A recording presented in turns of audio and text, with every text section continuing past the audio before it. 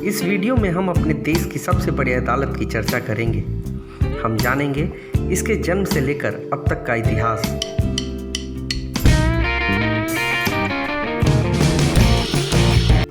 कैसे गठन हुआ, इसकी नींव कैसे पड़ी, इसमें कितने जजों की नियुक्ति होती है, इसके कार्य करने की प्रणाली क्या है। हम इन सब बातों पर विस्तार से चर्चा करेंगे, वो भी आसान भाषा में। तो चलिए शुरू करते हैं।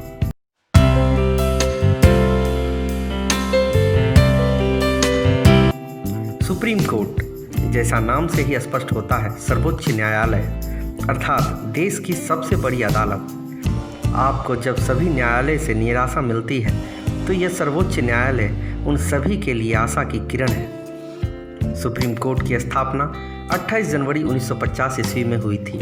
उसी वर्ष जब अपने देश का अपना संविधान लागू हुआ था। यह भारत देश की न्याय की सबसे बड़ी अदालत है। इसकी संरचना की बात करें तो सर्वोच्च न्यायालय में कुल जजों की संख्या 31 होती है।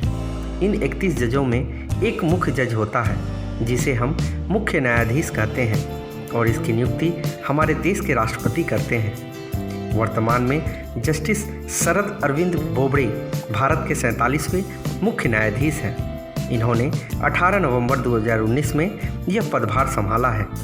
इनसे पूर्व रंजन गोगोई मुख्य न्यायाधीश थे।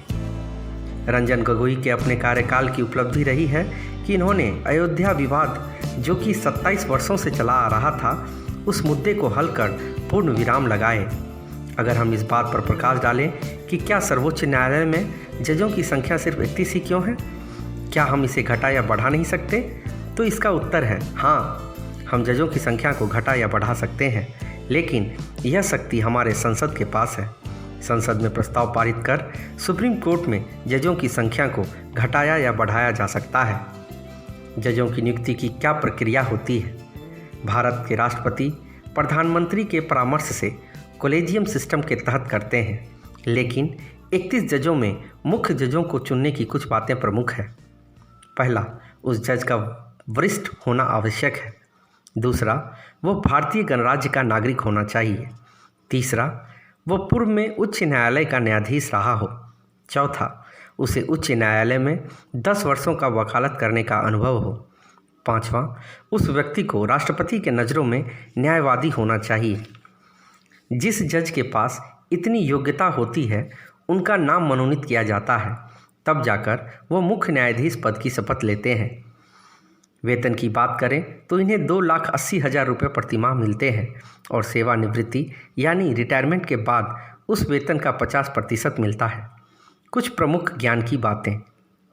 अगर मुख्य न्यायाधीश अपना पद छोड़ना चाहता है तो अपना त्यागपत्र भारत के राष्ट्रपति को देंगे।